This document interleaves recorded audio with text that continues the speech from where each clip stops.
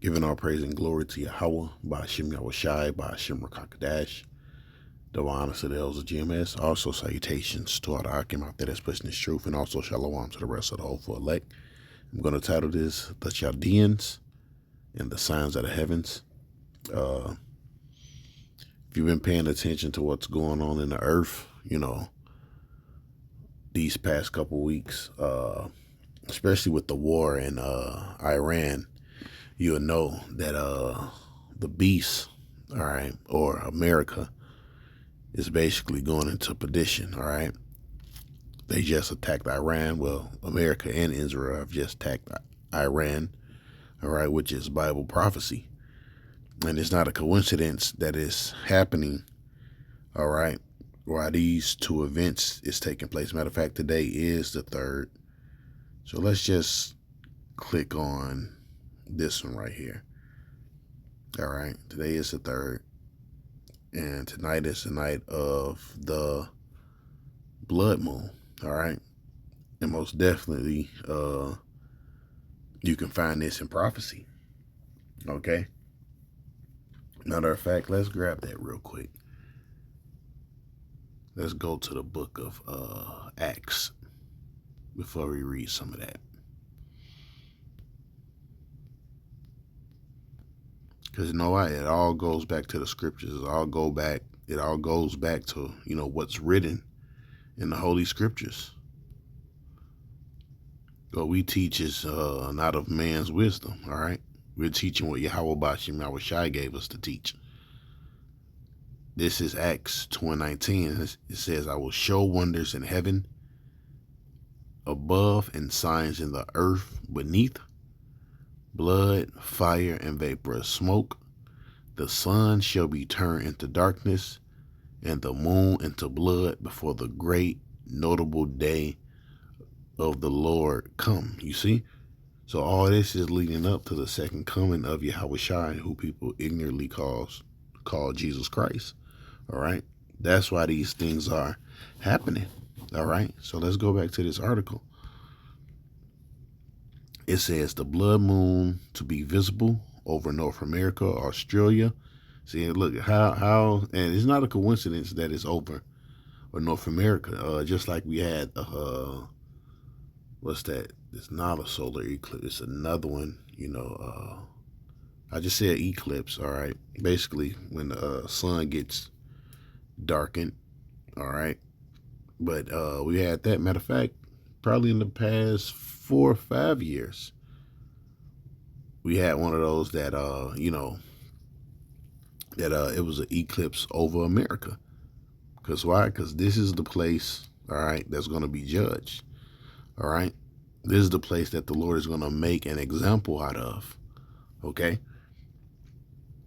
It says a total lunar eclipse, a striking blood moon event, is scheduled for Tuesday, March 3rd, 2026, offering a dramatic celestial view for watchers in North America, Australia, New Zealand, according to The Guardian. The eclipse will bathe the full moon in a deep red glow as it passes through Earth's shadows, and Guardian explains that astronomers expect a deep coppery red coloration during the totality phase.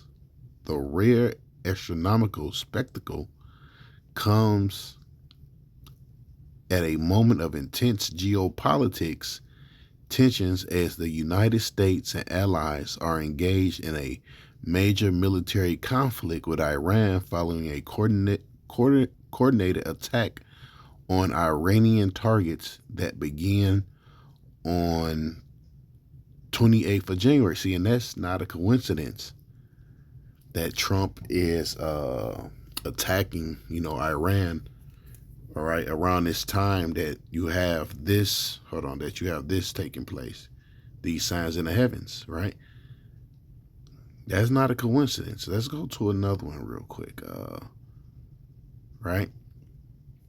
And it's not going to be long. It says, a rare 6-planet alignment planetary parade will be visible to the naked eye with telescopes on February 28th, right? Which is about that was about 4 or 5 days ago, right?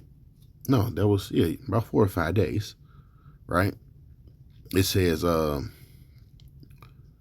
planetary parade will be visible to the naked eye with telescopes on February 28th, 2026, shortly after sunset, right? And it was only 28 days in February, with the Esau, so-called jacked up calendar or whatever.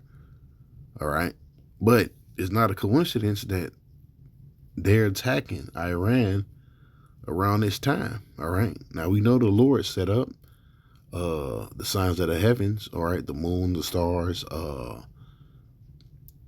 moon, stars. What else? Moon, stars, the sun. He set those up for signs. All right, and Esau used them, for wickedness. Okay, for him to push his agenda. All right, but also worship him. All right, but also the prophets, us. We look at it at we use them for righteousness. We look at it, what is used for, which are the signs.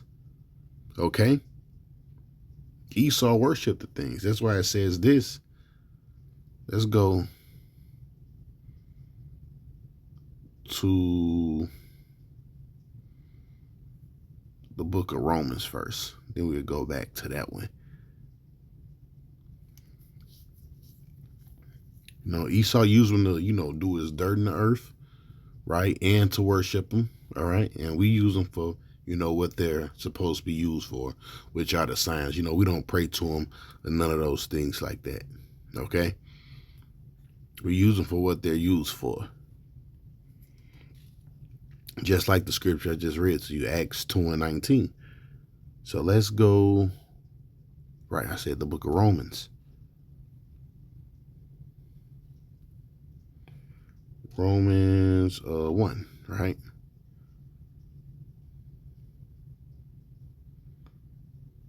Second chapter.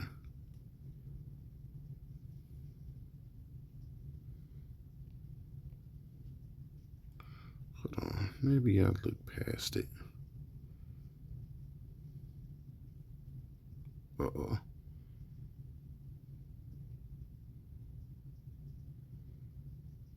Okay, here we go.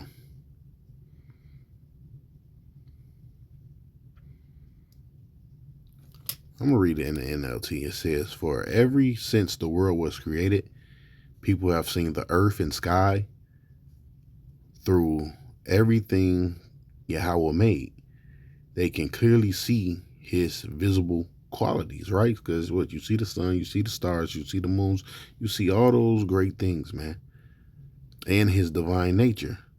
So they have no excuse for not knowing Yahweh, right? Yes, they knew the Most High, but wouldn't worship him as Yahweh or as the Most High, right?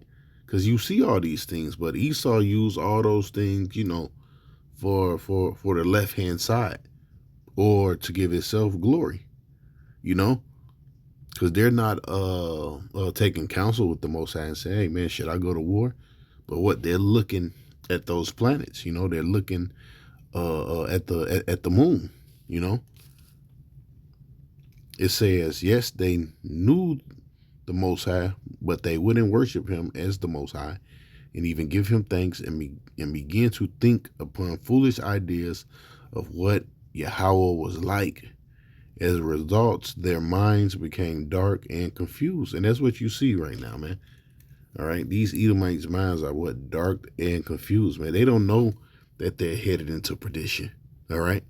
They think they got it. Claiming to be wise, they instead became utter fools. Instead of worshiping the glorious, ever-living power, they worship idols and made to look like mere people, birds, animals, or reptiles. So God abandoned them to do whatever shameful things their heart desired. As a result, they did vow-degrading things with each other's body. Oh, the Epstein files, right? You see? So Esau's just totally wicked, all right? He's using this, those signs of the heavens to, wage war. But also he's into those damn Epstein. He's in those Epstein files. He's into pedophilia. It says they traded the truth about the Most High for a lie. So they worshiped and served the things Yahweh created instead of the Creator Himself, who is worthy of eternal praise. You see? And that's how these devils get down, man. So let's grab one more scripture.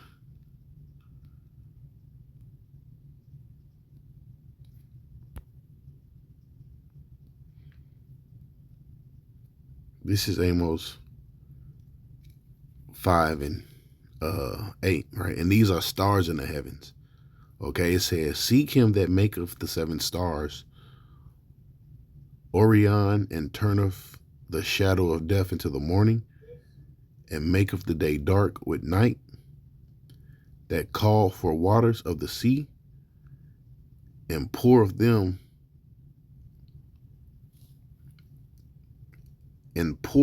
upon the face of the earth. The Lord is his name. So hey, Amos is saying, look, seek the Most High that made those things in the heavens. That's who you worship. See, but that's why this place is going to be judged. Because why? This is a godless nation, and they're not seeking after the Most High, man. And that's why the judgment is going to be great on America. Okay. And another thing, the stars and the moon and stuff, man. This stuff was common knowledge in the ancient world. The stars and the moon and all those and the planets, all that stuff means something. All those things have a use on Earth. These people, they just look at the moon and the stars and they just think it's just like they act like it just fucking appeared there. But this devil, he use it, to his benefit, on his left hand side. And that's why I'm bringing out these scriptures right here. It is the Lord who, I'm gonna read the NLT. It is the Lord who created the stars, the Pleiades and Orion, who turns darkness into morning and day into night, and draws up waters from the oceans and pour it down as rain on the land. The Lord is his name. Okay. Now, it was something that I was looking into, right? Because this is ancient Babylon, right? And the Lord speak of this place of the Lord referred to this place, as the land of the Chaldeans, right? Now, what was the Chaldeans known for? I'm gonna show you. Hold on. Matter of fact, hold on. Before I go to that, what was this place? What was the Chaldeans known for?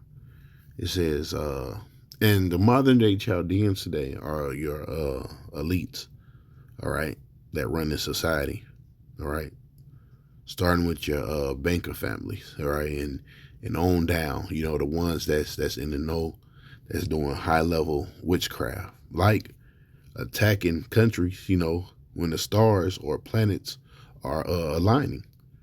Okay.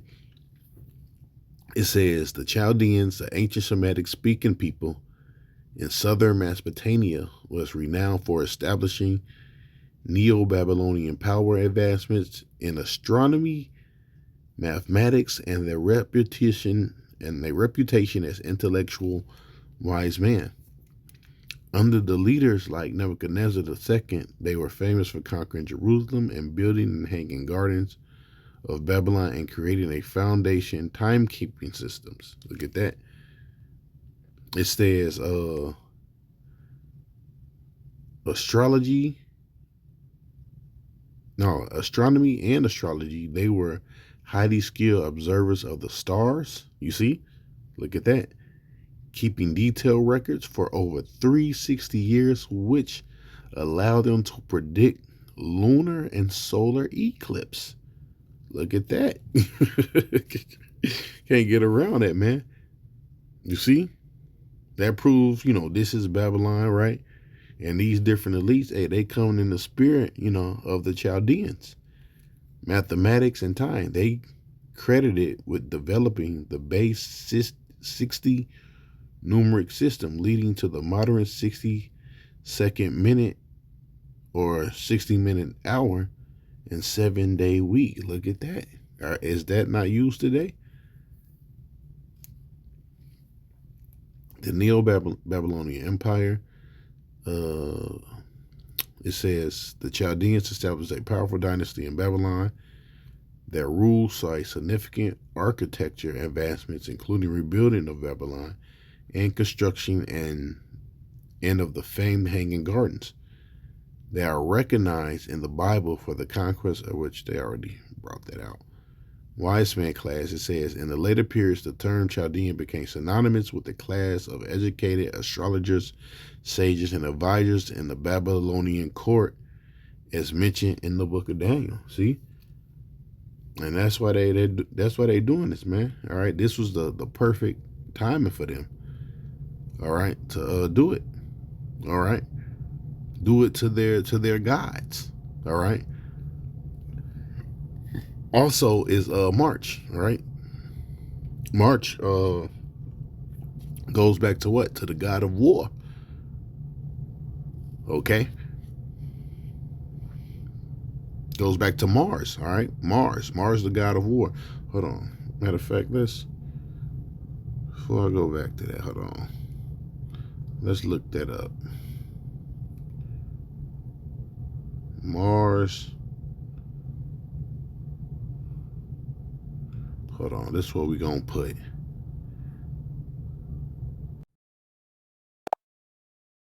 Hold on. Does March go back to the word Mars, which means god of war?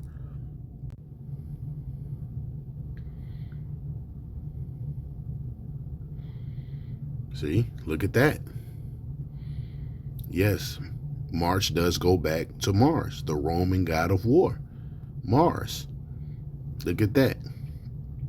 The English word March comes from the Latin Martius, meaning the month of Mars. See? It says Mars wasn't just a war god in Roman thought. It was a protector of Rome. See, how could Rome, are we not in Rome today? This is the modern day Rome. Associated with military strength and also linked to agriculture for fertility. See? And military strength. Look at that. It says the start of the military campaigning season. Woo! This is not a coincidence, man. This is not a coincidence at all. The beginning of spring, a time of renewal and preparation. All right. So naming the month after Mars symbolizes both war and readiness and beginnings. All right. There you have it. Can't get around that. So let's go down this way. Let's go back to this one. Which honestly, I can read this whole thing, all right? And this is talking about, right, the ancient Chaldeans, right? It says, were they known for anything else? It says, yes, the Chaldean later became associated with astrology, astronomy, wise men, musicians, all right? There you have it. The Chaldean Empire fell. Okay, let me see.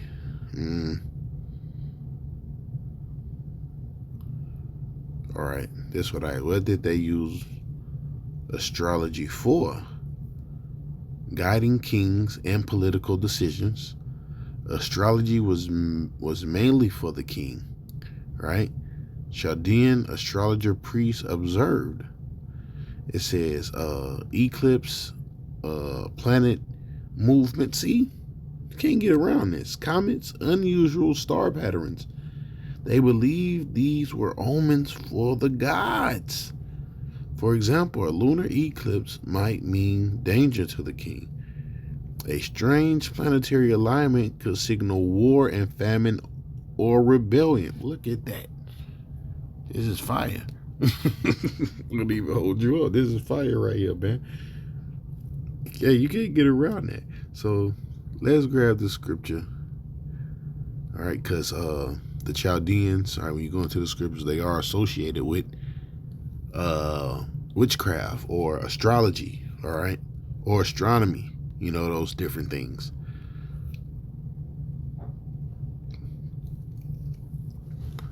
Okay, let's see. So let's read Isaiah 47:1.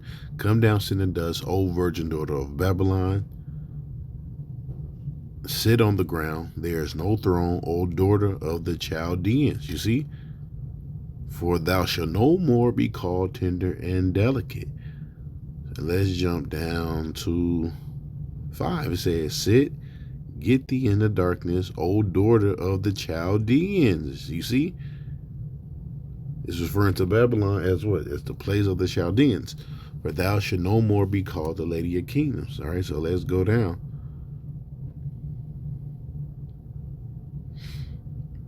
All right, it says, for thou hast trusted in thou wisdom, verse 10, for thou hast trusted in wickedness, thou hast said, none seeth me. Thou wisdom and thou knowledge have perverted thee, which is what? Like we was going into the astronomy, the mathematical things, He used it for corrupt things, him having knowledge of the heavens. That stuff have corrupted him. All right. But thou hast trusted in thy wickedness, thou hast said, none seeth thee. Thy wisdom and thy knowledge have perverted thee, and thou hast said in thy heart, I am none else beside me. Therefore shall evil come upon thee, and thou shalt know from whence it riseth, and mischief shall fall upon thee, and thou shalt not be able to put it off, and desolation shall come upon thee suddenly, which thou shalt not know. Now listen to this. It says, stand now with thy enchantments, the multitude of thy sorceries, wherein thou hast labored from the youth. If so be thou shalt not be able to profit. So you see, and if thou so be, thou mayest prevail. Now they say this, it says, thou art weary in the multitude of thy counsels. Let thou astrologers and stargazers and monthly prognosticators stand up and save thee from the things that shall come upon thee. Because eventually, guess what? All this witchcraft that he doing, looking for the planet alignment and all those things, it's not going to make a difference. So you can do that stuff all you want, You still have an end. It says in the book of Job, seeing his days and his months are determined with me, all right? He cannot go past the, hold on. I got it going. Let's grab that real quick. Then we gonna shut it down.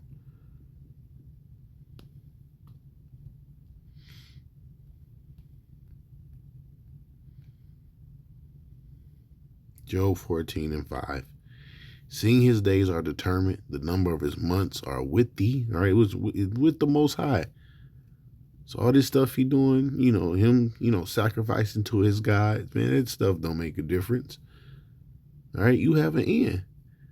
That has appointed his bounds that he cannot pass. So you see, so it's over for you damn elites, man. All right. You have ruled this planet Earth in wickedness, and it's time for you to go down. All right, your end is near. Really, you going into the heavens and seeking these signs, man, it's just going to lead to you. It's just going to lead to your destruction. All right, you being destroyed. That's it. It's written, the deceive and the deceiver are his. Who is the his? The scriptures talking about the book of Job. Talking about the Most High. All right. So with that, giving all praise and glory to Yahweh, by Hashem Yahushai, by Hashem Rakakadash, double honor to the elders of GMS. Also salutations to all the Akim out there that's listening this truth, and also shalom to the rest of the hopeful elect. Peace.